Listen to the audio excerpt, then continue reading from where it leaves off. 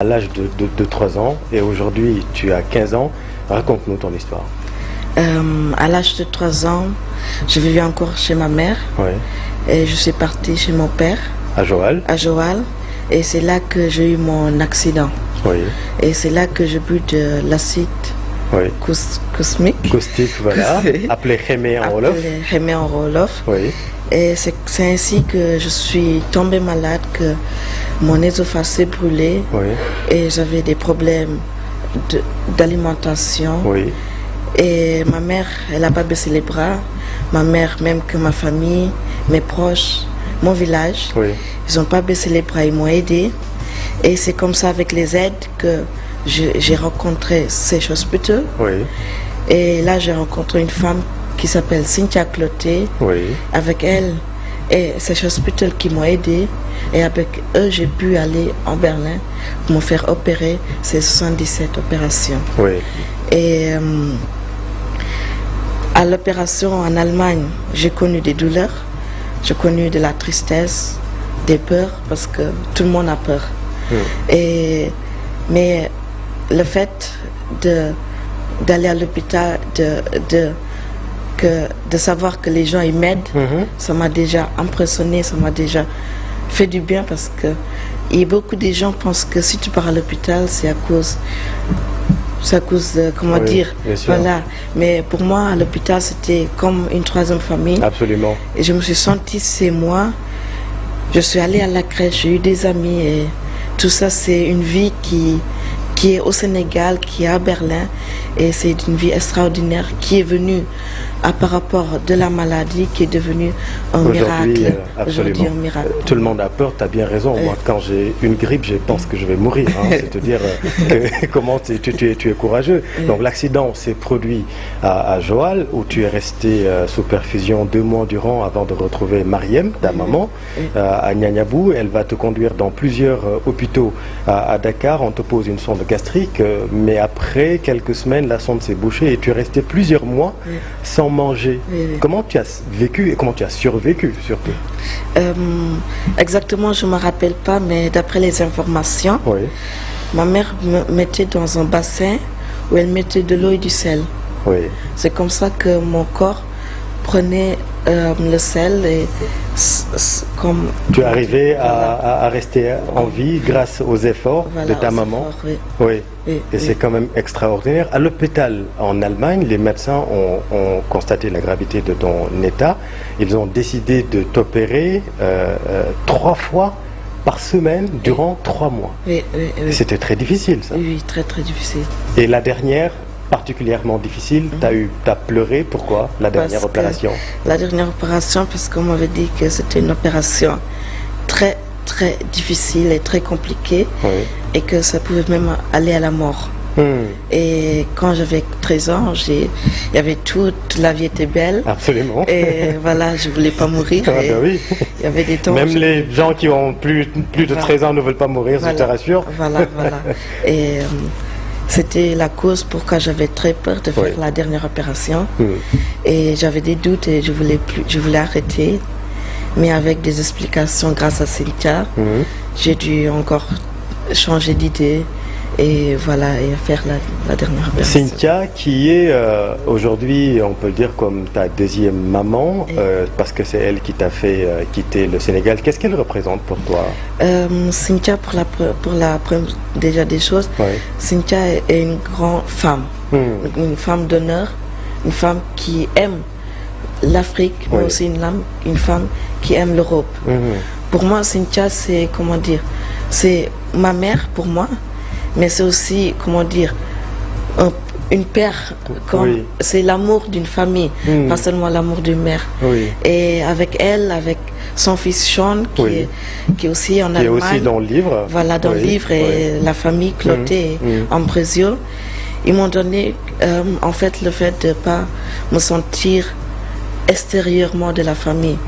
Je suis le seul noir, parce que Cynthia est une métisse, mais je pourrais jurer que je ne me suis jamais senti quelqu'un hors de la famille, je sais. C'est pour ça que on entend ton accent allemand, tu as une double culture, parce que j'ai vu même que Rachel, ta maîtresse, à un moment donné, t'a grondé en serrère parce que tu commençais à être un peu plus allemand que sénégalais. Mais ça, c'est parce que en Allemagne, tu as été bien suivi, c'est ça? Voilà. Oui. Et ça, c'est grâce à Cynthia. Et tu as appris l'allemand là-bas? Oui. J'ai appris l'allemand à l'hôpital parce que j'étais pas seule à l'hôpital. Quand je suis partie en Allemagne, j'étais avec 3 filles, Absa, Fatou et moi. Et il y avait une femme qui nous accompagnait, qui s'appelait Awa. Et comme on ne comprenait pas encore l'allemand, c'était elle qui était obligée de traduire. C'était l'infirmière qui a voyagé avec vous. Et c'est ainsi à l'hôpital que j'ai appris des petits mots. Et je suis allée à la crèche. Et c'est là vraiment que j'ai commencé à appliquer l'allemand et que j'ai parlé avec des amis. Et voilà. Ta maman t'a rejoint à un moment donné en Allemagne parce que tu commençais à être triste, c'est normal. 77 opérations chirurgicales en 10 ans, ta croissance ne permettait plus un traitement, une réduction de l'acidité de l'estomac, diront les médecins. Donc il fallait envisager une opération du diaphragme, heureusement réussie, on peut le dire, mais tu étais triste à l'idée de subir cette dernière opération.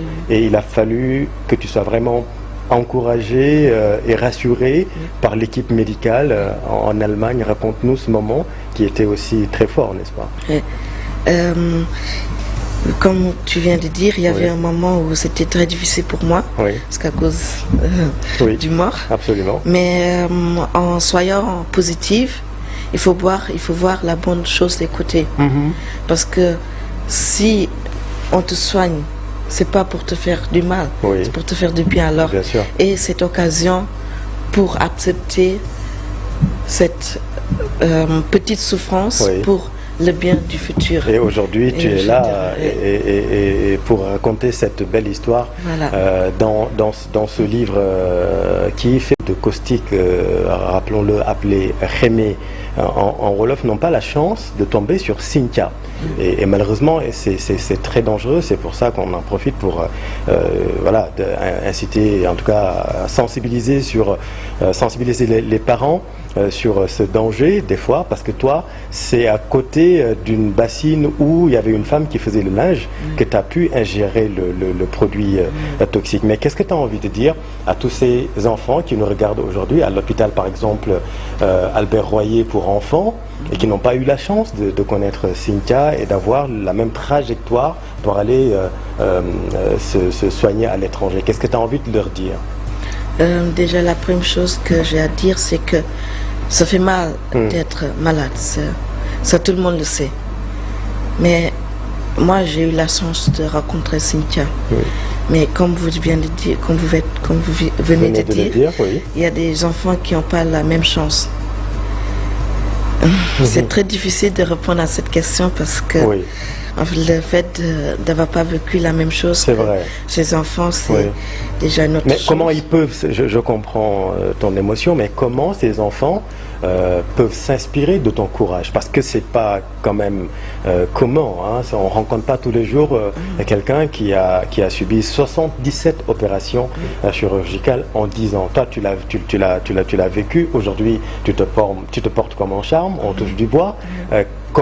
Quel est le message que tu as envie de donner aux adultes, même malades, comment ils peuvent s'inspirer de ton courage? Parce que tu es courageux. Déjà, la première chose que je vais vous dire, c'est que après chaque opération, je souriais. La cause, pourquoi je souriais, c'est parce que je me disais toujours, si je pleure, ça me fait du mal à moi, mais ça fait du mal aux gens qui m'ont soigné. Parce que ça leur donne l'expression que je souffre encore. La deuxième chose, c'est que chaque enfant, chaque personne a le droit de rêver.